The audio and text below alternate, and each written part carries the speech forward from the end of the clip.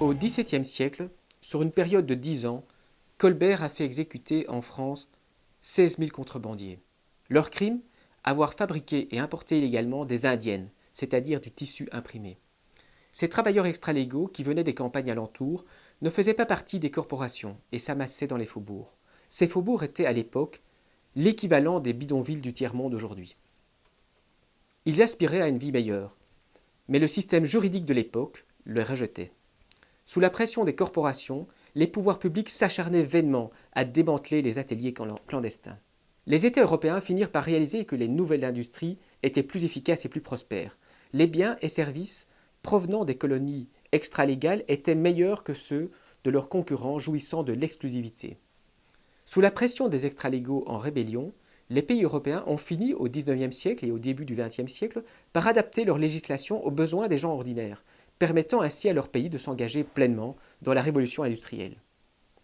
Ces anciens problèmes de l'Europe, exode rural vers les villes, insuffisance des services publics, amoncellement des ordures, enfants mendiants, etc., sont les problèmes actuels des pays du tiers-monde et des anciens pays communistes. Ces pauvres attendent aujourd'hui une redistribution majeure du pouvoir. C'est un fait que les dirigeants des pays pauvres doivent accepter s'ils veulent canaliser la vague au lieu de se faire submerger par elle. Partout dans le tiers-monde, les populations affluent vers les villes. Ces quartiers d'habitation sont parsemés d'ateliers, parcourus par des vendeurs à la sauvette et sillonnés en tous sens par d'innombrables lignes de minibus. L'énormité même de ces villes suscite des opportunités. De nouveaux entrepreneurs sont apparus, qui, à la différence de leurs prédécesseurs, sont d'origine très modeste. Incapables d'acheter des terres ou de trouver un travail dans les campagnes, beaucoup sont partis vers les villes. Ces migrants qui se dirigent vers la ville en sont rejetés juridiquement. Ils sont victimes d'un apartheid légal. Le nombre de formalités pour se régulariser est démentiel. Ces vagues d'extralégaux viennent s'écraser sur les cloches de verre, c'est-à-dire le secteur professionnel légal. Le secteur extralégal est omniprésent dans ces États. Des quartiers entiers ont été achetés, lotis et construits en marge ou en violation des réglementations publiques. Sur 100 maisons construites au Pérou, 70 le sont illégalement. Que faire pour soulever la cloche de verre? Hernandez de Soto dit qu'il est impératif de convaincre. Convaincre qui? 3 catégories de personnes. Les élites, les juristes et les extralégaux. Convaincre les élites du bien fondé des réformes, alors que ces dernières sont convaincues qu'il est plus préférable pour elles de demeurer dans le statu quo, c'est avant tout leur parler de perspectives, leur permettant d'arrondir leur portefeuille. C'est leur dire par exemple que la sortie de l'extralégalité nécessitera le lancement de grands programmes de construction de HLM qui fourniront aux pauvres des logements de meilleure qualité, mais aussi moins onéreux que celles qu'ils édifient dans le secteur extralégal.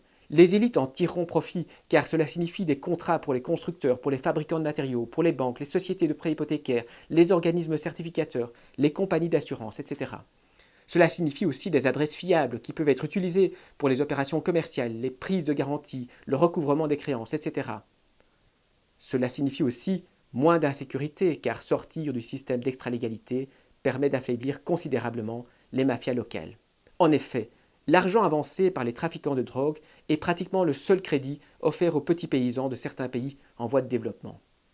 Il faut ensuite négocier avec les juristes, c'est-à-dire les gardiens de la cloche de verre.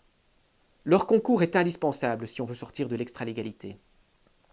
Eux seuls savent établir les artefacts de la propriété formelle, titres, inscriptions, marques déposées, copyright, billets à ordre, lettres de change, brevets, valeurs mobilières. Le problème, c'est que, par nature, les juristes aiment la stabilité et sont hostiles au moindre changement de leurs procédures traditionnelles. Il faut trouver des juristes courageux et disposés aux réformes.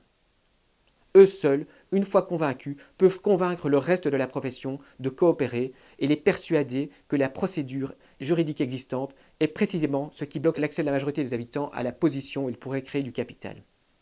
Enfin, il faut convaincre les extralégaux. La plupart d'entre eux sont des entrepreneurs. Ils peuvent très bien comprendre, si on leur explique concrètement avec des chiffres exacts, les avantages, énumérés plus haut, de sortir de l'extralégalité. L'accès à la propriété, au crédit, à l'assurance, aux économies d'échelle, garantie de la loi, etc. Une fois convaincus, les pauvres seront le meilleur instrument de promotion en faveur de la réforme. L'optique diffère fondamentalement de celle qui règne actuellement. La réduction de la pauvreté n'apparaît plus comme un acte de charité, mais comme une mesure en faveur de la croissance économique. En résumé, la sortie de l'extralégalité rend les pauvres responsables, les rend capables d'emprunter, élargit le marché, favorise le maintien de l'ordre et enrichit l'élite. Il importe également, quand on légalise les extralégaux, de légaliser leurs arrangements contractuels et les normes qu'ils ont forgées graduellement. En effet, cela fait 2 siècles qu'on essaie de légaliser les biens des pauvres en Amérique latine. Cela s'est toujours soldé par un échec. Pourquoi?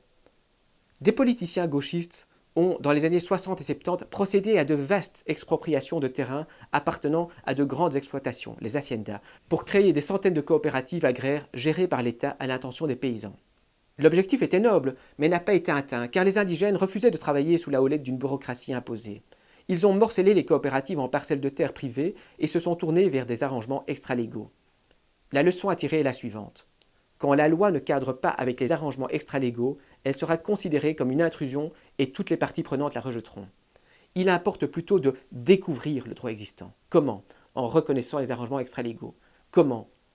En écoutant les aboiements des chiens, nous dit Di Sotto. En plein milieu des champs, des rizières, difficile de découvrir les limites entre les propriétaires. Mais les chiens, eux, les connaissent. Ce que dit Di Sotto, c'est qu'il faut aller sur le terrain et interroger les gens. C'est ainsi qu'on peut toucher du doigt les contrats sociaux en vigueur. C'est en découvrant ce droit des gens que les pays occidentaux ont bâti leur régime de propriété formelle. C'est en reconnaissant les droits extralégaux des Américains, squatters, que la Cour suprême des États-Unis a pu légaliser l'activité économique américaine au XIXe siècle et en faire la plus performante au monde. Ces conventions ne sont pas purement abstraites et fictives, comme dans la tradition des penseurs du contrat social. C'est la seule manière, nous dit De Sotto, de soulever la cloche de verre et de faire accéder la majorité de l'humanité à l'égalité en droit dont elle est aujourd'hui privée.